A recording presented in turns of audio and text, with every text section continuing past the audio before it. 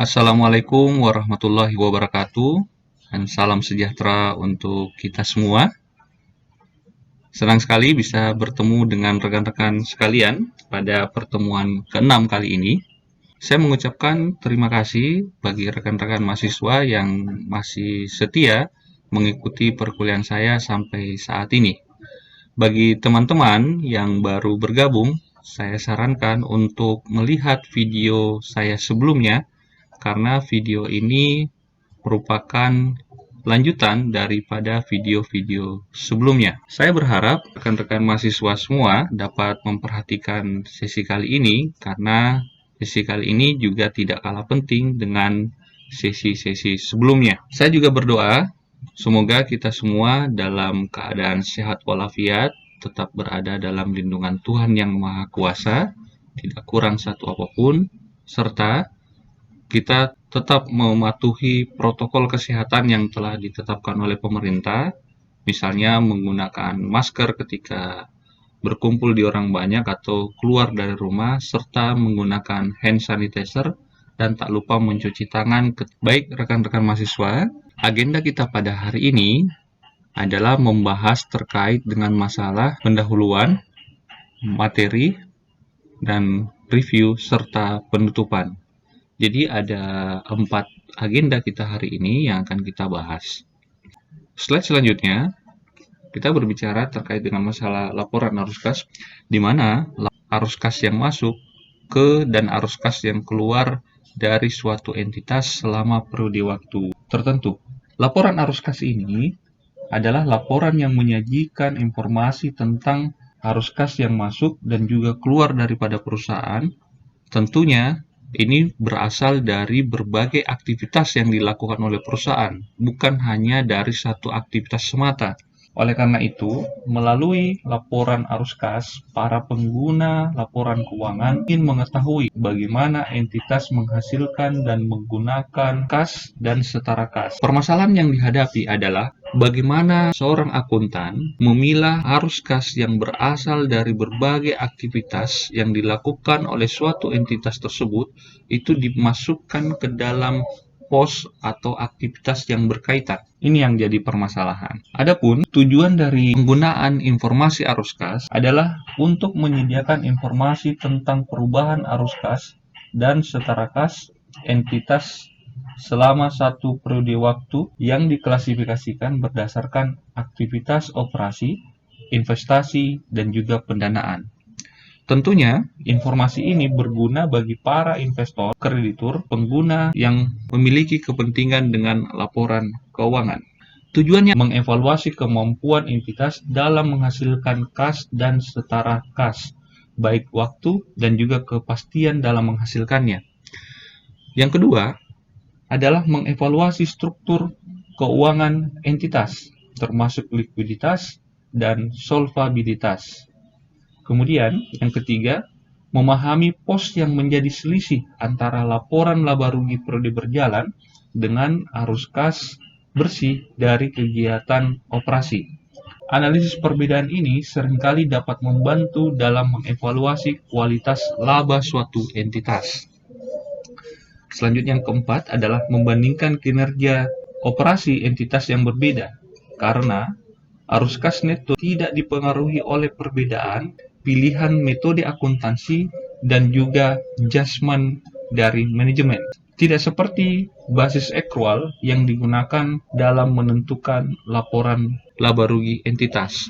Tentunya mengenai adjustment manajemen ini dalam laporan laba rugi dan pendapatan komprehensif lainnya telah saya paparkan pada pertemuan sebelumnya. Selanjutnya yang kelima adalah memudahkan pengguna laporan untuk mengembangkan model dalam menilai dan membandingkan nilai terkini arus kas di masa yang akan datang antar entitas yang berbeda. Selanjutnya, pemaparan yang telah saya sebutkan tadi diharapkan setelah mengikuti pembelajaran pada sesi ini, mahasiswa diharapkan mampu menjelaskan permasalahan terkait dengan laporan arus kas dan membuat laporan arus kas.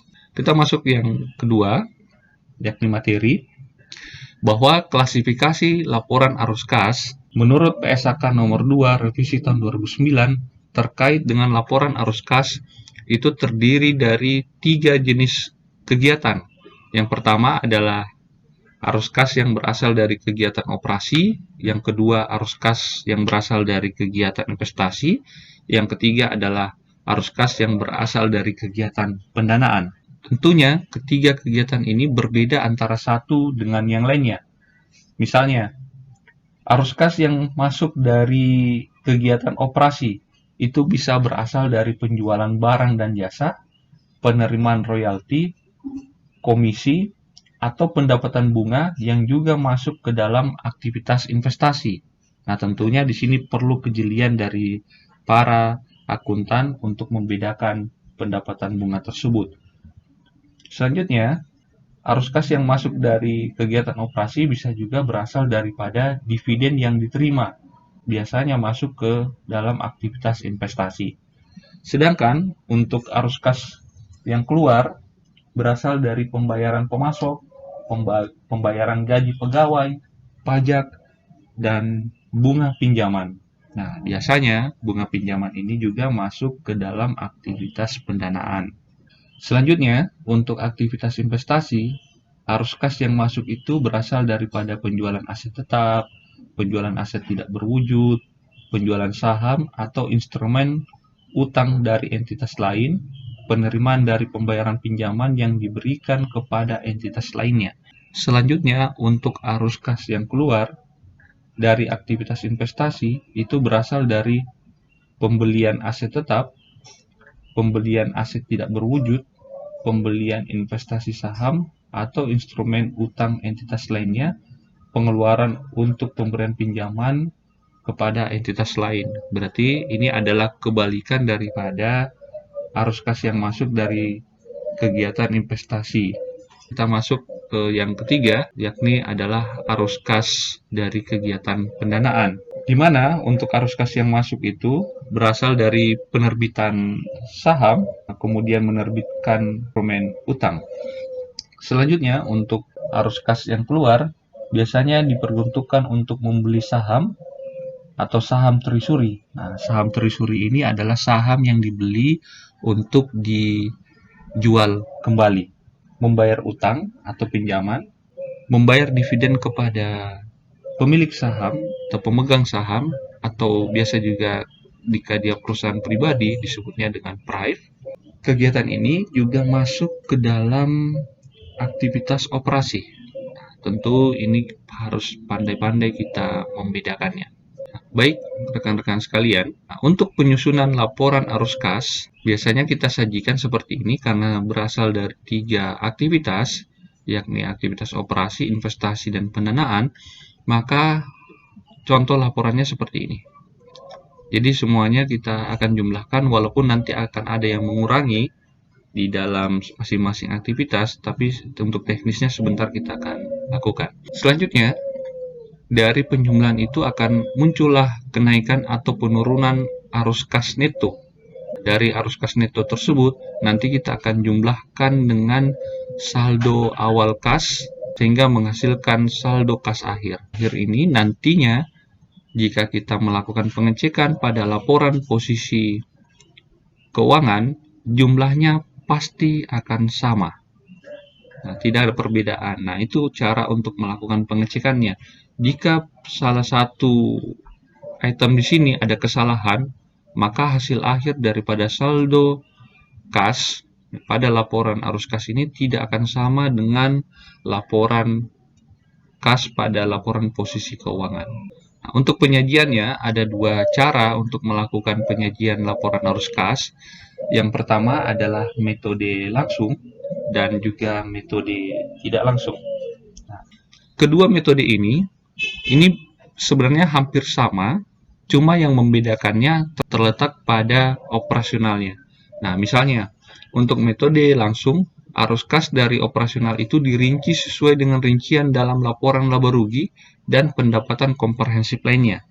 Sedangkan metode tidak langsung, arus kas dari operasional tidak dirinci sesuai dengan rincian dalam laporan laba rugi dan juga pendapatan komprehensif lainnya. Inilah poin penting yang harus kita pahami ketika kita membuat laporan arus kas. Kita masuk saja ke contohnya, bagaimana yang saya maksudkan tadi. Pencatatan dan juga pengklasifikasian aktivitas yang berasal dari kegiatan operasional. Baik, sebentar kita akan masuk ke contohnya bagaimana menerapkan metode langsung ataupun tidak langsung dalam hal penyajian laporan arus kas. Tapi sebelum itu, saya perlu juga menjelaskan terkait dengan masalah pengungkapan arus kas. Dalam PSAK nomor 2 revisi tahun 2019 tentang laporan arus kas, transaksi investasi dan pendanaan yang tidak memerlukan penggunaan kas ataupun setara kas tidak termasuk dalam laporan arus kas. Nah, ini poin yang harus kita juga garis bawahi, bahwa transaksi investasi maupun pendanaan yang tidak memerlukan penggunaan kas dan setara kas tidak termasuk dalam laporan arus kas. Kita lanjut. Untuk metode langsung, kita ambil contoh saja.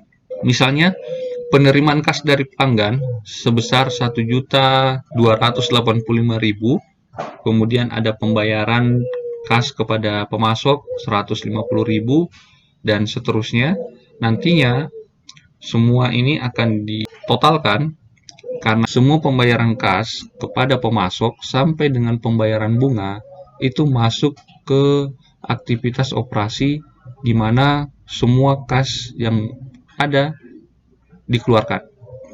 Nah, inilah yang menjadi pengurang atas penerimaan kas dari aktivitas operasi. Sehingga saldo kas neto dari aktivitas operasi itu sebesar Rp1.007.000. Lantas bagaimana dengan metode tidak langsung? Nah, jika metode tidak langsung dia seperti ini. Nah, seperti yang saya jelaskan sebelumnya, bahwa perbedaan metode langsung dan tidak langsung itu terletak pada rinciannya, pada aktivitas operasi. Metode tidak langsung itu dimulai dari laba sebelum pajak. Kita ambil contoh saja, misalnya nilainya adalah Rp27.000. Selanjutnya untuk penyelesaian, dimulai dari depresiasi, itu akan menambah kas dari aktivitas operasi. Selanjutnya, apabila ada kenaikan piutang, itu akan mengurangi jumlah kas. Selanjutnya, jika ada kenaikan hutang akan menambah karena ada uang yang masuk ke dalam kas perusahaan. Kemudian penurunan liabilitas pajak tangguhan itu akan mengurangi karena kita juga membayar, dan keuntungan daripada penjualan aset untuk aset tetap itu kita kurangkan. Baik, kita lanjutkan kembali. Nanti ini dari aktivitas operasi ini, dari atas laba sebelum pajak kita jumlahkan. Tentunya yang dalam kurung ini berarti diselisih ya, atau dikurangkan, menghasilkan 1.051.000. Nah, selanjutnya ada lagi pembayaran bunga dan pembayaran pajak, tentu juga itu akan mengurangi. Sehingga hasil yang ada dalam saldo kas neto dari kegiatan operasi itu sama dengan metode langsung. Jadi perbedaan antara metode langsung dan tidak langsung terletak pada aktivitas operasinya. Selanjutnya, untuk aktivitas investasi itu sama saja. Kita ambil contoh karena ini berasal dari perolehan penjualan aset, maka nilainya seperti ini dan seterusnya, sehingga menghasilkan aktivitas investasi sebesar 20.756. Begitupun dengan aktivitas pendanaan, jika sama, saldonya netonya sama, baik menggunakan metode langsung ataupun dengan metode tidak langsung. Dengan demikian, ketika kita menyajikan laporan arus kas ini, baik menggunakan metode langsung dengan tidak langsung, jumlah total dari masing-masing aktivitas operasi, investasi, dan pendanaan itu pasti akan sama.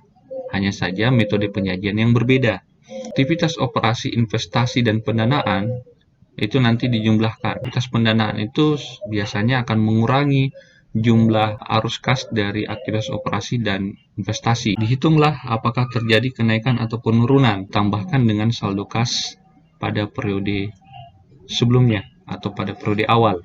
Selanjutnya akan diperolehlah kas dan setara kas pada akhir periode tertentu. Jumlahnya pasti akan sama, baik menggunakan metode langsung ataupun metode tidak langsung. Baik, selanjutnya, terkadang juga terjadi sebuah kasus di mana perusahaan itu tidak hanya menggunakan satu jenis mata uang saja, misalnya menggunakan mata uang dolar, kemudian yen, pound sterling, kemudian yuan, dan seterusnya.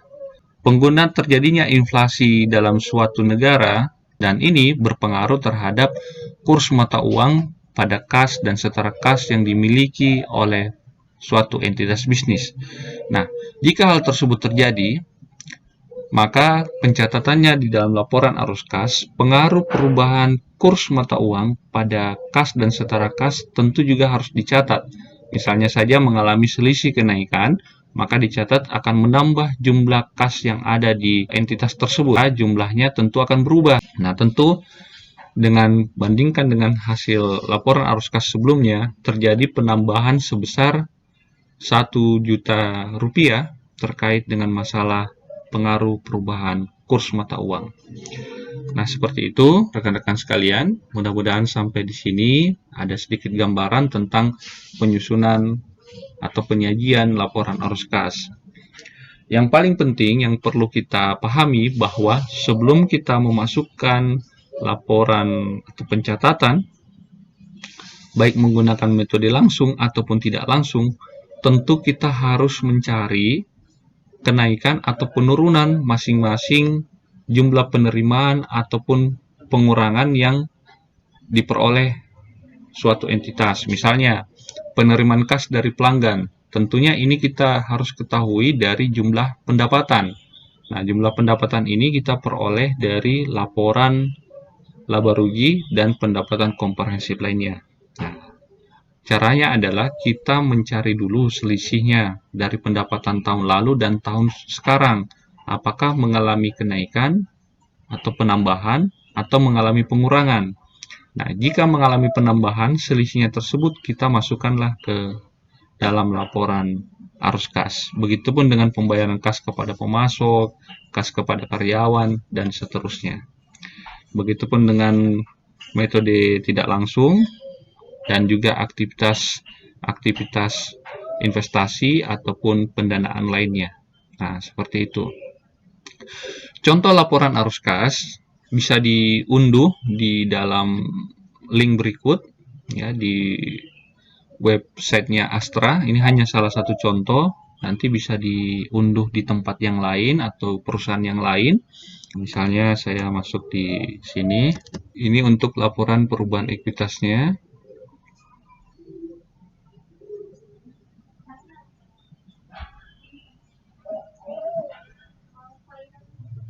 Nah, ini untuk laporan arus kasnya bisa dilihat bahwa kas yang berasal dari aktivitas operasi itu laba bersihnya sekian, dan ini tahun yang lalu misalnya. Begitupun dengan aktivitas yang digunakan untuk investasi, semuanya akan nampak. Nah, begitupun dengan aktivitas yang berasal dari kegiatan pendanaan. Nah, juga akan diperlihatkan seperti ini. Nah, selanjutnya yang terjadi dampak selisih kurs itu dimasukkan ke sini ya. Ini jika dia mengalami laba atau keuntungan, ada capital gain di dalamnya.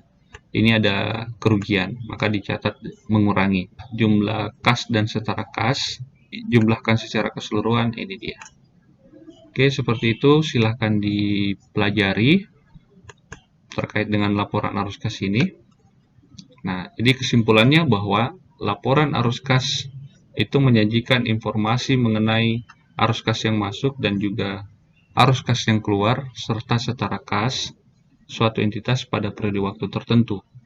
Nah, laporan ini berguna untuk mengevaluasi kemampuan entitas dalam menghasilkan dan menggunakan kas. Selanjutnya, laporan arus kas ini tentu tersusun dari 3 aktivitas, operasi, investasi, dan pendanaan. Baik, rekan-rekan mahasiswa, jika ada pertanyaan, silahkan kalian komen di kolom komentar di bawah. Jika merasa video ini bermanfaat, boleh di-share. Kemudian jika Anda menyukainya, silahkan di-like. Baik, Untuk selanjutnya, jangan kemana-mana terkait dengan masalah laporan arus kas sudah kita bahas, tetapi mengenai pembahasan mengenai kas itu sendiri, bagaimana itu pembentukan kas dan termasuk rekonsiliasi bank, bisa dilihat pada video selanjutnya. Baik, terima kasih atas kesediaannya mendengarkan dan melihat perkuliahan saya pada sesi kali ini. Saya ucapkan banyak terima kasih. Wabillahi taufiq hidayah. Wassalamualaikum warahmatullahi wabarakatuh.